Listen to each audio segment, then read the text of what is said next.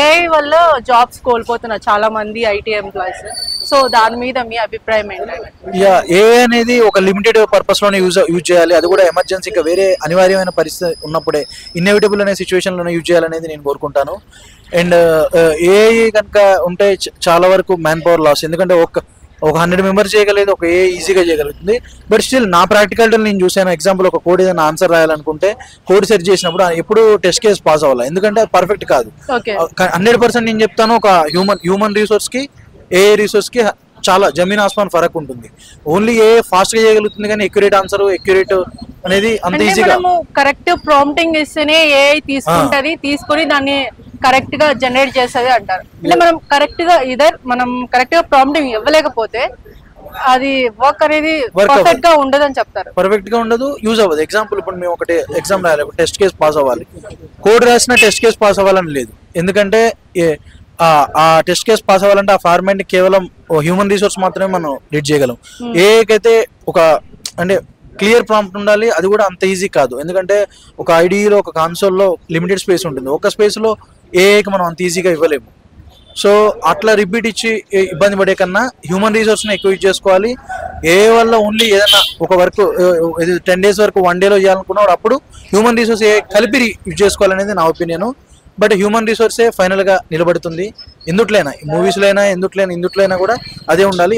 ఇప్పుడున్న current job పరిస్థితి ఏంటంటారు? ఇప్పుడు సాలరీస్ కూడా హైక్ కావాలి అని డిమాండ్ చేస్తున్నారు. ఈ హైక్ లేకపోగా జాబ్స్ కొలాప్స్ అయ్యే సిచ్యువేషన్ ఉంది. ఎగ్జాంపుల్, మా టీమ్ లో టెస్టర్స్ చూసాను. ఇంతకు ముందు 10 members టెస్టర్స్ ఉండేవాళ్ళు.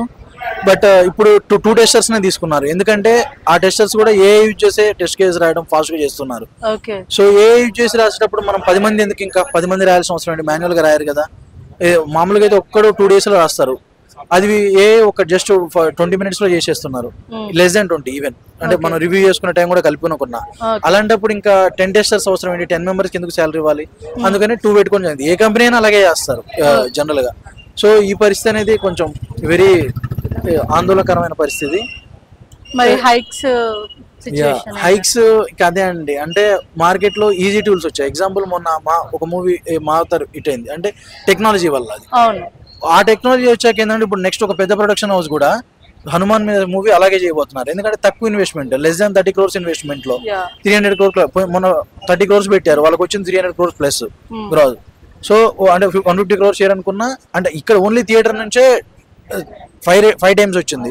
సో అలాంటప్పుడు వాళ్ళు ఏం చేస్తారు? ఆ సిరీస్కే వెళ్తారు, ఎక్కువ యానిమేషన్ మూవీస్ అవుతాయి. సో ఈ విధంగానే ఏఐ కూడా అంతే, ఎక్కువ ఏఐ యూజ్ చేసి అంత ఏఐ వరల్డ్ లో ఒక ఆర్టిఫిషియల్ గా బతికే కన్నా హ్యూమన్ రిసోర్సెస్ తో ఏంటంటే అసలు ఒక టెక్నాలజీ ఉన్నా ఏదైనా ఒక ఎకోసిస్టమ్ అనేది మన బ్రేక్ చేయకూడదు. అండ్ అవి మన హ్యూమన్ లైఫ్ అందరినీ ఎక్సెల్ చేసుకుంటే, ఎన్హాన్స్ చేసుకుంటే తీసుకెళ్ళడానికి అవి. సో ఓన్లీ ఏఐ కోసమే మనం బ్రతకట్లేదు, ఏఐ అనేది హ్యూమన్స్ ఎంప్లాయ్మెంట్ ఇవ్వడం కోసం అనేది వచ్చింది. సో హ్యూమన్ రిసోర్సెస్ అనేది తగ్గిపోతున్నాయి కదా. అంటే అదే ఆ తగ్గిపోయే పరిస్థితి ఉండకూడదు. ఈవెన్ మోరల్ గానే ఆలోచించాలి. బిజినెస్ పరంగా కూడా ఎమర్జెన్సీ ఒక 10% ఏఐని యూజ్ చేయాలి, 90% హ్యూమన్ రిసోర్స్ యూజ్ చేయాలి. ఎందుకంటే ఓన్లీ వర్క్ రేపటి రోజున మొత్తం ఏఐ వరల్డ్ 90% ఏఐ 10% హ్యూమన్స్ అయినప్పుడు అక్కడ క్లయింట్ తీసుకునే వాడికి కూడా అంత రిక్వైర్మెంట్ ఏమి ఉండదు అప్పుడు ఆ రోజున. అప్పుడు ఇప్పుడు హ్యూమన్స్ అప్పటికల్లా కొలాప్స్, అంటే ఈ జాబ్స్ మీద డిపెండ్ అయిన వాళ్ళు కొలాప్స్ అయిపోతారు, అంటే ఒక వ్యవస్థ కొలాప్స్ అయిపోతుంది. సో అప్పుడు నో యూజ్ కదా. మళ్ళీ తర్వాత మళ్ళీ రిక్రూట్మెంట్ చేసుకోవాలి, మనం ముందుకు వెళ్ళాలి. బట్ ఈ ప్రక్రియలో జనరేషన్స్ నాశనం అవుతాయి. So first humans, next AI.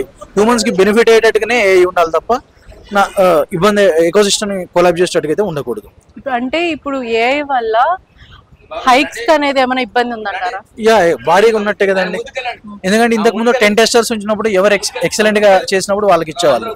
ఇప్పుడు ఇద్దరిని ఆ ఇద్దరు కూడా ఏమనుకున్నట్టు మిగతా 8 మనం కావద్దని, మీరు ఎంత ఇస్తే అంత ఓకే సార్.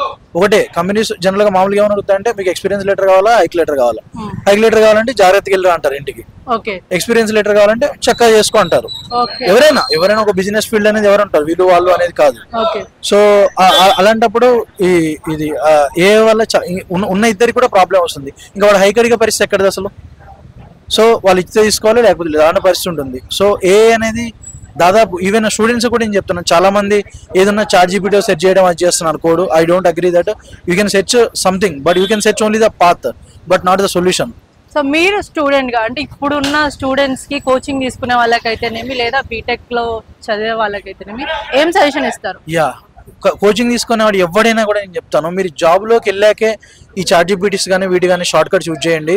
జాబ్ దగ్గర వెళ్ళాక అసలు మీకు అది తెలియదు అనుకోండి, మీరు తెలియదు అనుకున్నప్పుడే మీరు హ్యూమన్ రిసోర్స్గా ఎక్సెల్ అవుతారు. కొన్ని విషయాల్లో హ్యూమన్స్ మాత్రమే చేయగలరు, ఏ చేయలేదు. అందులో మీరు ఎక్సెల్ అవ్వాలంటే మీరు ఓన్గా చేసినప్పుడు మాత్రమే అవుతారు. ఏని లేదా చాట్‌జిపిటీని వేరే ఈజీ టూల్స్ని యూజ్ చేసినప్పుడు అది మీరు అవ్వలేరు ఎప్పటికీ. ఈజీ టూల్స్ అని కాదండి, ఇప్పుడు జనరల్ గా వాళ్ళు ఇంకా ఏం నేర్చుకోవాలి అంటారు కోచింగ్ లో? ప్రత్యేకంగా నేర్చుకోవాల్సిన టైప్ ఆఫ్ కోర్సెస్ ఏంటి? కోర్సెస్ అంటే ఐ మీన్ ఇప్పుడు ఎక్కువ టూల్స్ బాగా నడుస్తున్నాయి. డేటా అనలిటిక్స్ టూల్స్, ఇప్పుడు అంతా ప్రపంచం డేటా అనలిటిక్స్ మీదనే పోతుంది. సో ఫ్యూచర్లో కూడా ఇండియాలో ఎక్కువ డేటా సెంటర్స్ వచ్చే అవకాశం ఉంది. ఎందుకంటే డేటా అనేది పర్మనెంట్. ఇప్పుడు మన ఎగ్జాంపుల్ మనం యూజ్ చేసే ఫోన్లోనే ఎంతో డేటా ఉంటుంది. అట్లా ఇంకా పాపులేషన్ పెరుగుతుంది, ఫోన్స్ పెరుగుతాయి. సో డేటా ప్రపంచం అనేది future. So I suggest everyone to learn data engineering technologies, data analytics. Like first basic ఏంటంటే SQL PLSQL డేటాబేస్ లాంగ్వేజ్, అవి. నెక్స్ట్ టూల్స్ స్నోఫ్లేక్, డేటాబ్రిక్స్, అవన్నీ టూల్స్. ఈరోజు స్నోఫ్లేక్, PLSQL మీద మినిమం అంటే 3 years ప్లస్ ఎక్స్పీరియన్స్ ఉన్న వాడికి 12 lakhs ప్లస్ ప్యాకేజ్ ఉంటే, data analytics మీద అదే 3+ years ఎక్స్పీరియన్స్ ఉన్న వాడికి 30 lakhs ప్యాకేజ్ ఉంది. Least 22 least. So data analytics మీద ఫోకస్ చేయండి. అది కూడా మీరు మాన్యువల్ గా నేర్చుకోవడం అంటే ఇట్లా షార్ట్ కట్స్ ద్వారా కాకుండా మాన్యువల్ గా మీరు నేర్చుకునేటట్టుగా, ఓన్లీ మైండ్ ద్వారా ఐక్యూ ఇంప్రూవ్ చేసుకునేటట్టుగా, అంటే ఏ క్షణం అడిగినా కూడా మీరు A to Z ఒక స్ట్రక్చర్ని చెప్పగలిగేటట్టుగా, మీరు బిల్డ్ చేసిన దాన్ని చెప్పగలిగేటట్టుగా, ETL ప్రాసెస్ మొత్తం చెప్పగలిగేటట్టుగా ఉండాలి అని. అండ్ ETL టూల్స్ ఎక్కువ నేర్చుకోండి, డేటా అనలిటిక్స్, డేటా ఇంజనీరింగ్ అవి నేర్చుకొని సజెస్ట్ చేస్తాను. Thank you. థ్యాంక్ యూ అండి.